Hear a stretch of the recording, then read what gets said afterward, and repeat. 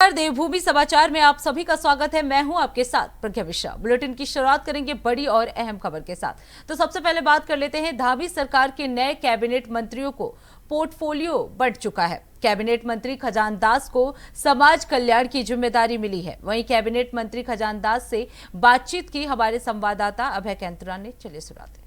प्रदेश नेतृत्व का दिल की गहराई से धन्यवाद ज्ञापित है। कैबिनेट मंत्री खजान दास जी, उनसे बातचीत करते हैं कि किस तरह से अब आगे के लिए उनकी जो जिम्मेदारियां उनकी निर्वहन करेगी। सर, समय कम, चुनौतियां बड़ी आपके सामने हैं, एक साल से भी तुम क्या सामने। देखिए, माननीय मुख्यमंत्री जी की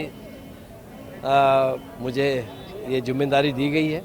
मैं माननीय मुख्यमंत्री जी का और केंद्रीय नेतृत्व का और प्रदेश नेतृत्व का दिल की गहराई से धन्यवाद ज्ञापित करना चाहूँगा और शुभकामनाएं बधाई देना चाहूँगा माननीय मुख्यमंत्री जी को किस जिम्मेदारी के लायक मुझे समझा और मुझे जिम्मेदारी दी। और मेरी कोशिश होगी, समय कम है, काम ज़्यादा है, किंतु जितना भी मैं प्रदेश के हित में कर पाऊँगा करूँगा, क्योंकि पहले भी समाज कल्याण विभाग एज ए राज्य मंत्री के रूप में 2009 से 2010 तक मेरे पास रहा है। पुराने अनुभव का भी लाभ उठा करके मैं अच्छा करने की कोशिश करूँगा। बाकी तो आप लोग सर, 4 साल को आप किस रूप में देखते हैं, क्योंकि यही आपके लिए आने वाले दिनों में काम करेगा। देखिए, 4 साल की जो उपलब्धियाँ आज मुख्यमंत्री जी ने आपके सन्मुख और जनता के सन्मुख रखी है, उसका व्याख्यान बहुत बड़ा है। उसको अगर पूरी तरह से हम अगर उसका व्याख्यान करेंगे और पूरी जानकारियाँ देंगे तो समय की एक मर्यादा होती है और समय बहुत ज़्यादा लगेगा। किंतु मुख्यमंत्री जी ने जो अपने शब्दों के द्वारा 4 साल की जो उपलब्धियाँ गिनाई है वो बहुत ही महत्वपूर्ण है और इसके ही निमित्त हम जनता के बीच में 2027 में जाएंगे। और मैं ये भी कहना चाहूँगा कि भारतीय जनता पार्टी कार्यकर्ता आधारित पार्टी है और कार्यकर्ता के बलबूते पर हम आगे बढ़ते हैं। इसलिए मुझे लगता है कि आने वाला समय भारतीय जनता पार्टी का होगा। हम मेहनत करेंगे, दिन रात करके मेहनत करेंगे और हमारे कार्यकर्ता मेहनत करेंगे। अब पुनः हैट्रिक जीत के साथ भारतीय जनता पार्टी आएगी। Thank you. कैबिनेट मंत्री खजान दास जी ने साफ तौर पर कहा है कि जो आने वाला समय है वो भाजपा का समय है और भाजपा के इस समय में कार्यकर्ताओं की जो मेहनत, उस मेहनत के रूप में काम करने का काम उनकी तरफ से किया जाएगा। कोशिश रहेगी कि 27 में भी भाजपा की सरकार रिपीट यहाँ पर हो सके। कैमरामैन। अब रुक कर लेते हैं अगली खबर की। उत्तराखंड के चारों धामों में गैर सनातनियों के प्रवेश को लेकर सियासत तेज हो गई है। इस मुद्दे पर उत्तराखंड वक्फ बोर्ड के चेयरमैन शादाब शम्स ने बातचीत की हमारे संवाददाता अभय कैंतुरा से। देखिए रिपोर्ट। उत्तराखंड वक्फ बोर्ड के चेयरमैन शादाब शम्स जी, उनसे बातचीत करते हैं कि जो गैर सनातनियों के प्रवेश को लेकर जो इस समय बातचीत चल रही है उसको लेकर क्या कुछ है। सर, क्या लगता है जिस समय की अब सियासत इस समय हो रही है, गैर सनातनियों के प्रवेश को ना यहाँ पर दिया जाए, उसके अलावा गौमूत्र और गंगा जल पिलाने की बात यहाँ पर हो रही है, क्या मुझे लगता है कि मैं एक मजबूत मुसलमान हूँ अल्हम्दुलिल्लाह, और मैंने 3 बार हज किए हैं, कई उम्रे किए हैं। मैं ये कह सकता हूँ कि जब हम अरब जाते हैं तो वहाँ भी लिखा होता है नॉन मुस्लिम्स नॉट अलाउड।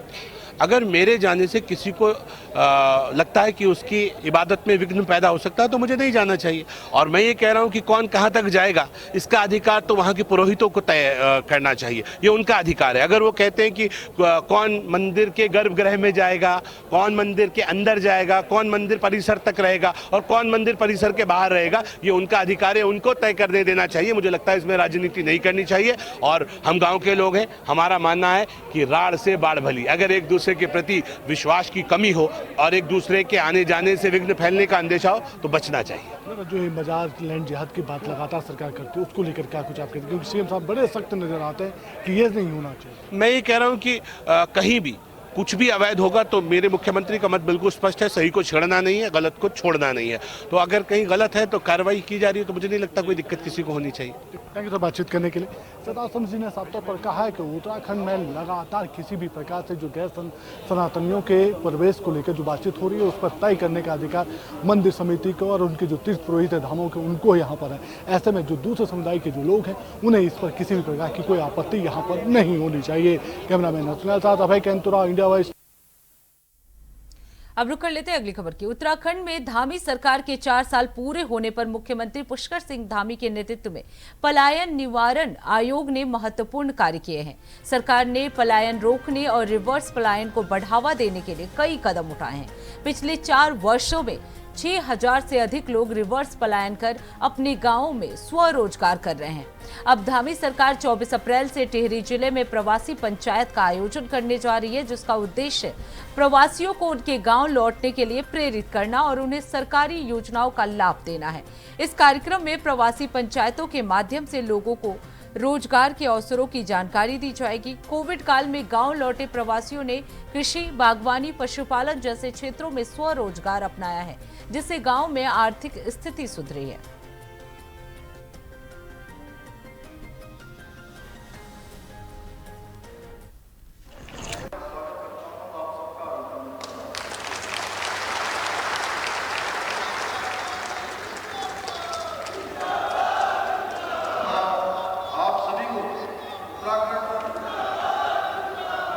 स्थापना दिवस और रजत जयंती पर्व की हार्दिक बधाई एवं शुभकामनाएं।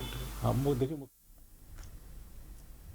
रिपोर्ट दी जाती है और ये जो प्रवासी पंचायत आयोजित की जाएंगे ये उन्हीं के दिशा निर्देश पे आयोजित की जानी है। और अभी पीछे हमने एक रिपोर्ट दी है जो रिवर्स वाले आए हैं, रिवर्स प्लान करके लोग आए हैं, जो मैंने कहा 6,000 लोग हैं जो कि प्लान कर रहे थे वापस अपने गांव में आके स्वरोजगार कर रहे हैं। उसके बारे में रिपोर्ट दीजिए। और उस चर्चा के बाद ही माननीय मुख्यमंत्री जी ने आदेशित किया है कि प्रवासी पंचायत आयोजित की जाए, जिससे कि लोग और प्रेरित हों गाँव वापस आने में। परसेंट के हिसाब से हम मानते नहीं, क्योंकि देखो ऐसा ना कि जरूरी नहीं कि ये वो 4 साल में ही गए थे, ये वापस आने वाले हैं। कोविड के बाद ये वापस आने वाले लोग हैं, है ना। लेकिन जरूरी नहीं है, कुछ लोग 10-10 साल पहले भी गए थे, तो परसेंटेज करना जरा मुश्किल हो जाता है। अब रुक कर लेते हैं अगली खबर की।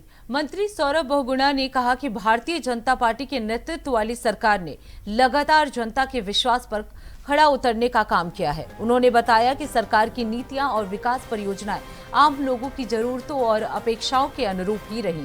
सौरभ बहुगुणा ने जोर देकर कहा कि ये भरोसा बनाए रखना सरकार की प्राथमिकता है और इसी के तहत सभी योजनाओं को पारदर्शिता और कुशलता के साथ लागू किया जा रहा है। जनता का सहयोग और समर्थन सरकार की मजबूती का आधार है। और क्या कुछ कहा, चलिए आपको सुनाते हैं। चाहे वो विकास का इंडेक्स हो, चाहे वो भारतीय जनता पार्टी की सरकार ने लगातार जनता के विश्वास पे खरा उतरने का काम किया है। जनता में जो हमारे से अपेक्षा थी कि उत्तराखंड आगे बढ़ेगा, युवाओं को रोजगार मिलेगा, मातृशक्ति सशक्त होगी, हमारे पलायन की समस्या जो है पर्वतीय जो हमारे ज़िले हैं उनमें से कम होगी, लगातार सरकार ने पिछले 9 साल में और इन 4 साल में माननीय पुष्कर सिंह धामी जी के नेतृत्व में और तेज़ी से काम आगे बढ़ा है। मैं मुख्यमंत्री जी को बहुत बहुत धन्यवाद दूंगा कि उन्होंने जनता की भावनाओं का सम्मान करते हुए उत्तराखंड को अग्रणी राज्यों की श्रेणी में ला के खड़ा किया है। चाहे वो विकास का इंडेक्स हो, चाहे वो हमारे कनेक्टिविटी का इंडेक्स हो, चाहे वो करप्शन का इंडेक्स हो, चाहे वो रोज़गार का इंडेक्स हो, सब इंडेक्स में उत्तराखंड जो है आगे बढ़ के काम किया है। करप्शन उत्तराखंड में कम हुआ है, रोज़गार उत्तराखंड में बढ़ा है, कनेक्टिविटी बढ़ी है, हमारे जो तीर्थ स्थान हैं, हमारे जो 4 धाम हैं उनको भव्य बनाने का काम किया गया है। और मैं माननीय प्रधानमंत्री नरेंद्र मोदी जी का बहुत बहुत धन्यवाद करूंगा इस मंच से, क्योंकि उनके नेतृत्व में, उनके मार्गदर्शन में और उनके आशीर्वाद से जो उन्होंने अपने वचन कहे थे, जो सत्य वचन उन्होंने वहाँ केदारनाथ की पावन धरती पे कहा था कि आने वाला भविष्य, आने वाले सदी उत्तराखंड की सदी होगी, उसको बनाने में उन्होंने अपना पूर्ण योगदान दिया है। केंद्र की सहायता से लगातार उत्तराखंड तरक्की कर रहा है। चाहे वो मातृशक्ति को सशक्त करने की बात हो, 33% आरक्षण देने की बात हो सरकारी नौकरियों में, या 2.5 लाख हमारी लखपति दीदियाँ बनाने की बात हुई हो, चाहे वो 30,000 सरकारी नौकरियों के माध्यम से युवाओं को रोजगार से जोड़ने की बात की गई हो, बहनों को रोजगार से जोड़ने की बात कही गई हो। तो फिलहाल रुकते एक छोटे से ब्रेक के लिए। ब्रेक के बाद जल्द लौटेंगे। देखते रहिए इंडिया वॉइस। तो ब्रेक के बाद एक बार फिर आप सभी का स्वागत है। रुक कर लेते हैं खबरों की ओर। बीजेपी विधायक भरत सिंह चौधरी ने कहा कि सीएम पुष्कर सिंह धामी के नेतृत्व वाली सरकार ने पिछले 4 वर्षों में उत्तराखंड में अभूतपूर्व काम किया है। उन्होंने बताया कि इस दौरान राज्य में विकास परियोजनाएं, बुनियादी ढांचे और सामाजिक कल्याण के क्षेत्र में महत्वपूर्ण प्रगति हुई है। भरत सिंह चौधरी ने यह भी कहा कि सरकार की योजनाओं से जनता के जीवन में सुधार आया है और निवेश और रोजगार के अवसर बढ़े हैं। उनका मानना है कि इस कार्यकाल में उत्तराखंड में नई ऊंचाइयां हासिल की है। कंसेप्ट है धुरंधर धामी की जो सरकार है, पिछले 4 सालों से उत्तराखंड में अभूतपूर्व काम जिन्होंने किए हैं। अभी आपने उनका संबोधन जो कि प्रदेश के नाम था वो भी सुना और माननीय प्रभारी मंत्री सौरभ बहुगुणा जी को भी सुना। सभी चीज़ों के बारे में उन्होंने तफसील से आपको बताया।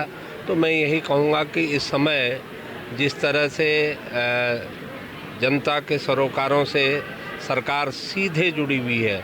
जन जन की सरकार, जन जन के द्वार का जो कंसेप्ट है, जो परिकल्पना है, वो भी एक अभूतपूर्व परिकल्पना है और उससे बहुत ही शानदार परिणाम भी हासिल हुए हैं।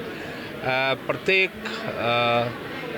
कार्यक्रम में बहुत बड़ी संख्या में लोग आए, उन्होंने अपनी समस्याएं रखी और 80% तक जो समस्याएं हैं उनका मौके पर ही समाधान कर लिया गया।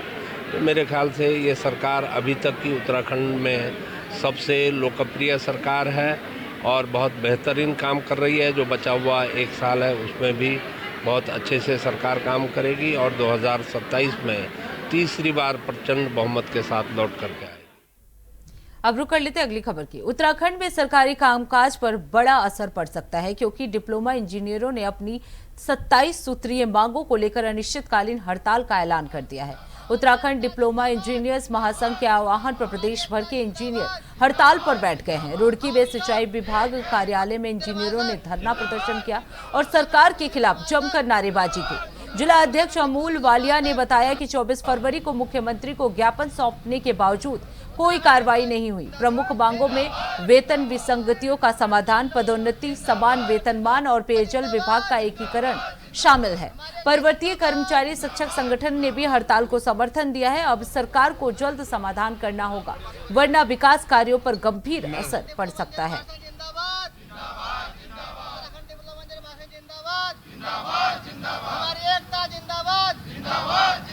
उत्तराखंड डिप्लोमा इंजीनियर्स महासंघ अलग अलग जो विभाग हैं उत्तराखंड में हमारे उन सभी इंजीनियर्स का, डिप्लोमा इंजीनियर्स का एक महासंघ है और आज अपनी बहुत ही ज्वलंत समस्याओं को लेकर आज यहाँ पर हमारे डिप्लोमा इंजीनियर्स के हमारे अभियंतागण दरी पर बैठे हुए हैं।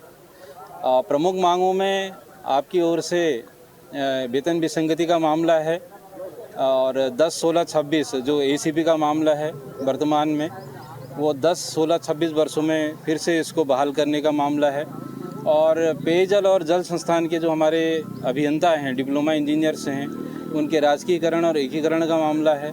उत्तराखंड डिप्लोमा इंजीनियर महासंघ के तत्वावधान में हुआ है। लगभग पिछले साल भर से हम लोग जो हैं इस एजिटेशन में लगे हुए हैं और प्रांतीय कार्यकारिणी के आह्वान पर 2 तारीख को, 10 को, उसके बाद जो है 18 तारीख को हमारा जनपद स्तर पर धरना था। उसके बाद 24 तारीख में हमारे द्वारा जो है देहरादून में महासंघ की रैली थी जिसमें 18 विभागों ने अपना योगदान दिया। 18 विभागों की JEE, एक्सेन सब उसमें इंक्लूड थे। तो हमारी 27 सूत्रीय मांग पत्र है जिसमें लगभग जून माह में जो है माननीय मुख्यमंत्री जी भी आए थे, उनको भी हम लोगों ने अपना मांग पत्र दिया था। उसमें कई दौर की वार्ता भी हुई और लेकिन जो है कोई जो है सकारात्मक समाधान सरकार की तरफ से नहीं हुआ। और मैं तो ये बोलना चाहता हूँ कि हमारे जो शासन स्तर पर बैठे हुए अधिकारी हैं उनके द्वारा जो है अपनी सरकार को नीचा दिखाने के लिए उत्तराखंड डिप्लोमा इंजीनियर। अब रुक कर लेते अगली खबर की। स्वामी नारायण आश्रम के अध्यक्ष सुनील भगत ने कहा कि जब नरेंद्र मोदी की बात आती है तो उन्हें युग पुरुष कहा जा सकता है। उन्होंने समाज की सेवा के लिए अपने घर और परिवार को छोड़कर देश को परिवार मानकर सन्यासियों की तरह सेवा की।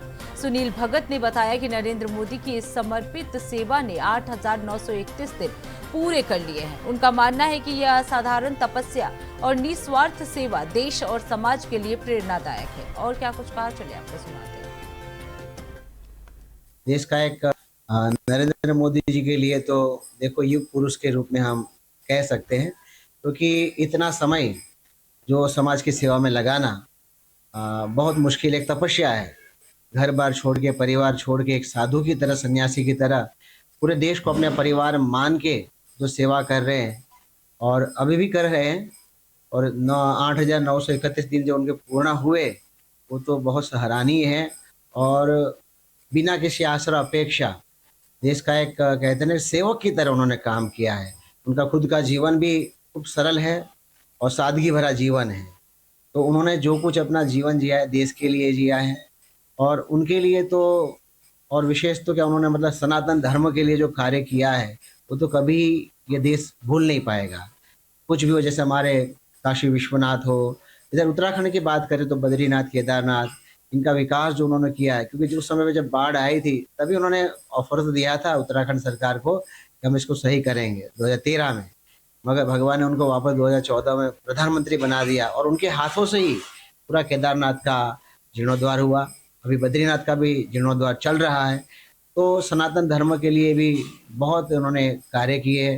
भारत की जो विरासत है, जो विकसित भारत बनाना उनका स्वप्न है, युवाओं के लिए सबसे बड़ा वो एक बन सकते हैं कि युवाओं के लिए बहुत ध्यान रखते। और उनकी सबसे बड़ी बात कि उनका बचपन आरएसएस के साथ गुजरा है।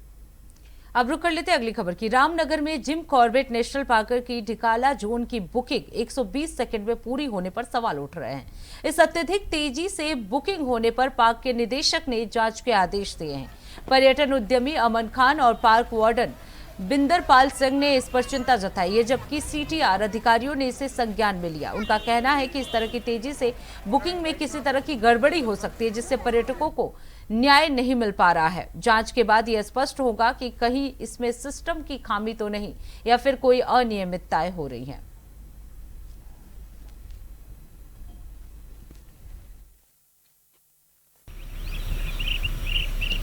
बस नबी